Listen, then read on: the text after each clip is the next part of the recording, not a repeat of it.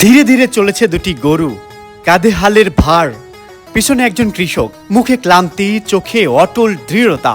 আধুনিকতার ছোঁয়ায় যেখানে যন্ত্রচালিত ট্রাক্টর এসেছে, সেখানে আজও কেউ কেউ আঁকড়ে ধরে রেখেছে পুরনো সেই চেনা পথ, গরু দিয়ে হাল চাষ।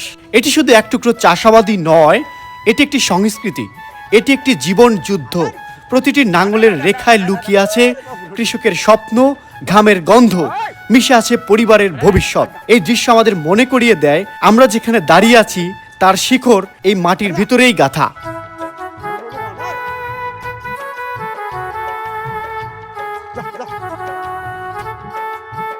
বাংলার মানুষের জীবনের সঙ্গে কৃষি অতপ্রতভাবে জড়িত।